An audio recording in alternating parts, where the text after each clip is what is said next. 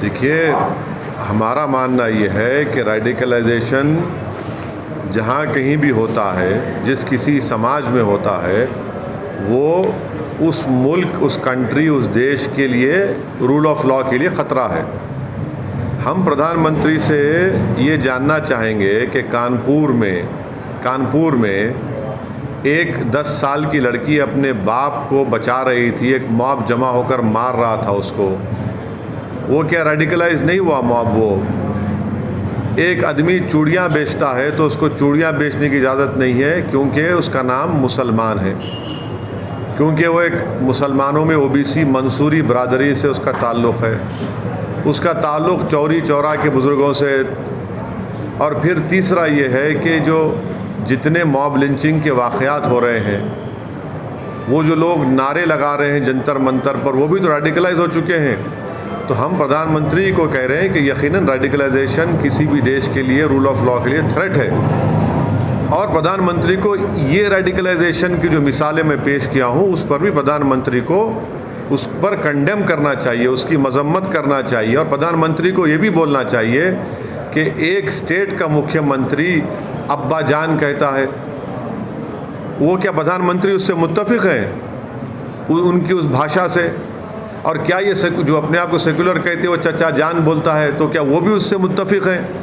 ये लोग रेडिकलाइज नहीं हुए क्या? ये भी रेडिकलाइजेशन है। तो प्रधानमंत्री से हम उम्मीद करते हैं कि वो इन तमाम रेडिकलाइजेशन को भी नोटिस लेंगे और इसका रोकथाम करेंगे। अब प्रधानमंत्री की जो स्पीच रेडिकलाइजेशन SCO में हुई, हम उनसे जानना चाहते हैं कि अमेरिका ने तालिबान के लीडर्स को उनके ट्रैवल के लिए एग्जेम्पशन दिया है, तो क्या प्रधानमंत्री अमेरिका के इस डिक्टेट को मानेंगे, फैसले को? हम ये इसलिए पूछ रहे हैं क्योंकि भारत यूनाइटेड नेशन की सैंक्शन कमेटी का चेयरमैन है। तो क्या अमेरिका के हुक्म पर, क्या भारत अमेरिका के हुक्म को मानकर तालिबान के इन तमाम लीडर्स को डीलिस्ट करेगा, या फिर इनको UAPA की टेरर लिस्ट में इनका नाम शामिल करेगा? ये प्रधानमंत्री को बताना पड़ेगा, क्योंकि अमेरिका ने तालिबान के लीडर्स के ट्रैवल के एग्जेम्पशंस दिए हैं। तो फिर क्या हम भी उसको मानेंगे क्या? ये देश को बताना चाहिए मोदी सरकार। After the Prime Minister's speech of yesterday, I had tweeted that any radicalization in any country is a threat to rule of law.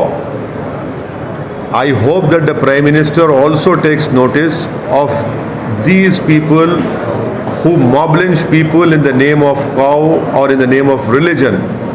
I hope that the Prime Minister is informed about what happened in Kanpur when a 10-year-old Muslim girl was trying to save her father from a mob which was beating her father just because he happened to be a Muslim. I hope that the Prime Minister has taken notice of what has happened in the capital of our country at Jantar Mantar, wherein a mob assembled and raised slogans about annihilation of the Muslims. This is also radicalization. The Prime Minister, I'm sure, would disagree or agree, I don't know, when the Chief Minister of the biggest state of our country says Abba Jan. That also has to be taken note of. So radicalization is happening, and the Prime Minister should take note of who has radicalized these people, who are calling Nathuram Godse a savior. That is also radicalization.